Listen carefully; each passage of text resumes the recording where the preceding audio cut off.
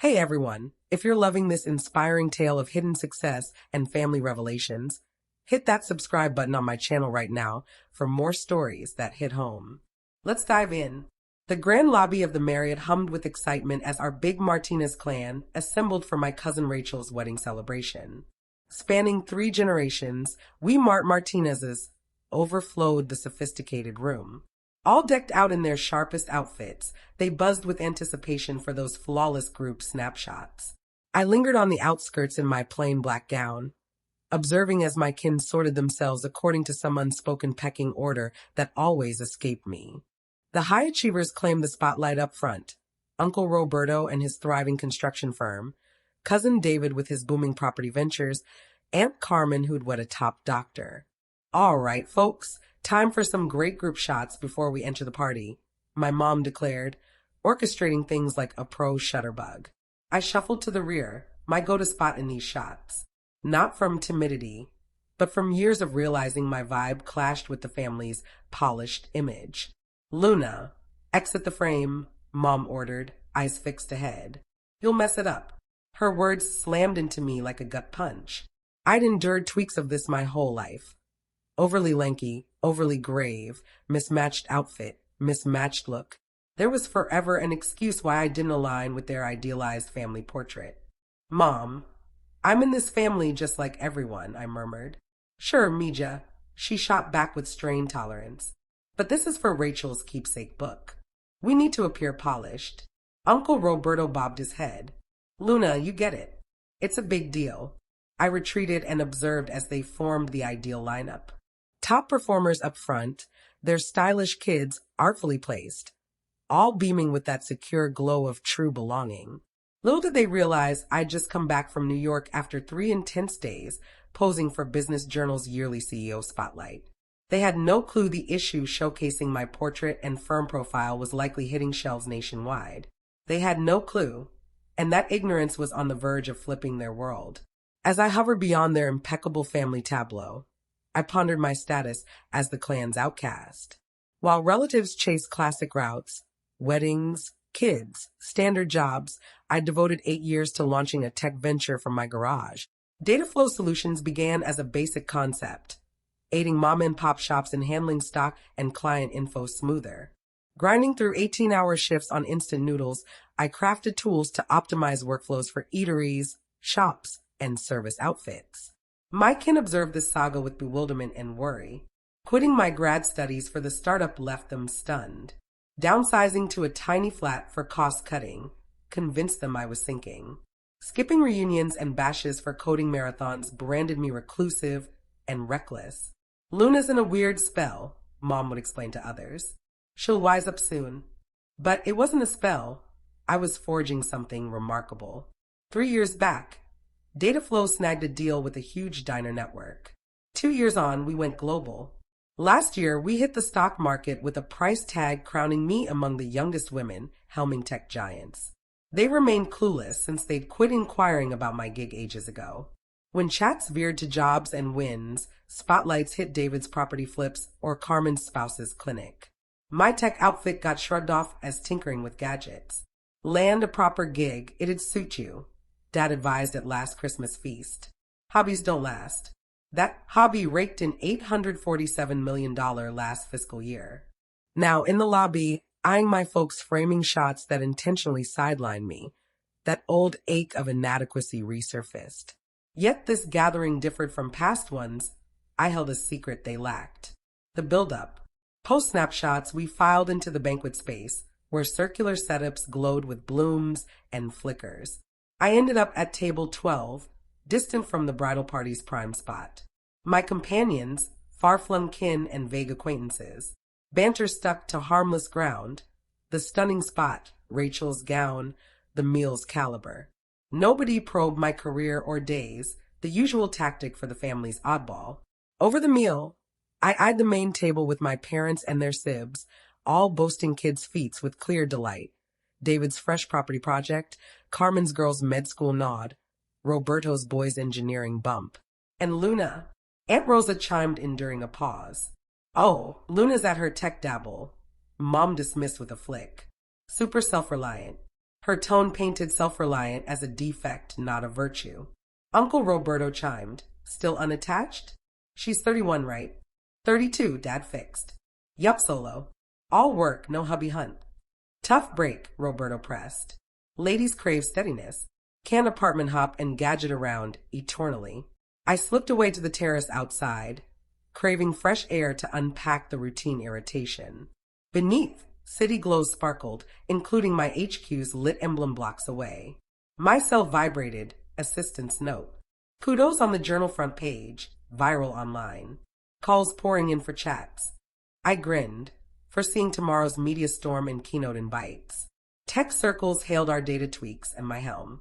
B schools wanted talks. Funds dissected our surge. But tonight, I stayed Luna, the letdown unfit for their frames. Returning, sweets circulated as the DJ urged grooves. At my spot, talk shifted to getaways and fixes. Luna, join our Cabo condo next month, a remote cousin urged. Unwind from job pressure. Thanks, but business trips await. Where? London kickoff, then Singapore, Tokyo. Asia push. Silence hit as they absorbed it. Globetrotting clashed with their tiny tech toy view. Pricey, one noted at last. Your side gig footing that? Turmoil burst from the lobby. Raised voices, kin clustering by reception. What's the racket? A diner wondered. We peered through panes at the throng by the periodical stand. My gut sank. Business Journal's fresh drop had landed at the hotel kiosk. The revelation. The lobby swarm swelled, relatives jabbing and chattering wildly at the rack. Uncle Roberto waved a journal copy as others clustered, faces twisted in disbelief. Let's check the drama, my seatmate proposed, and we rose to scout. Nearing, snippets flew, no way. That's her. The Luna in that cramped flat? Mom clutched the issue, hands trembling, Dad gaping over her arm. Exit the shot, don't wreck it, Cousin Maria echoed Mom's quip. Guess we should have kept her. I wove through till I glimpsed it. Me in sleek navy suiting by our logo on the journal cover. Banner, CEO of the Year. Luna Martinez's Dataflow Solutions transforms small biz tech. Sub, how a 32-year-old quitter forged a billion-dollar realm from scratch. Uncle Roberto locked eyes. Luna, this you. The group split, stares mixing stun, bafflement, shame. Yes, I stated flatly. Me. Aunt Carmen advanced, reeling. But CEO of a billion firm? That's me. Dataflow. Dad voiced from the page. $847 million yearly haul. Ops in 12 nations. 3,000 plus global staff. He eyed me. Your gadget play? My empire. Mom spoke. Luno, I hide it. You're a top entrepreneur nationwide. I shared. You dubbed it Gadget Games. Expansion talk? Real job nudge. Software chats? Topic swap. Quiet fell, save reception tunes. $400 million personal stake. Aunt Rosa read, grabbing it. Yet that we flat. Simple life by choice. Funds fuel firm and causes. Uncle Roberto neared, tone reverent. Luna, clueless here. We figured failure by your success mold. Why conceal? Mom pressed. Family first. You shun knowing. Push me to conform. Alternate route? Banned from events, shots, success talks. I nodded at the journal. This took 8 years. How often did you query my aims, strides, visions? The ensuing hush weighed with raw honesty. Cousin David, self-crowned biz whiz, coughed. Luna, at dinners, us yapping investments. I heard agents and owners schooling a leader whose firm dwarfs yours combined. Silent, would it sway? You'd barred me already. The aftermath. The party rolled on, vibe transformed. Night-long snubs turned to biz pitches and fund asks. Lifestyle judges sought tips, gigs. Luna, oblivious, Mom repeated 10th time. So proud. Of me or feats? It lingered. Same. Yesterday's excladee.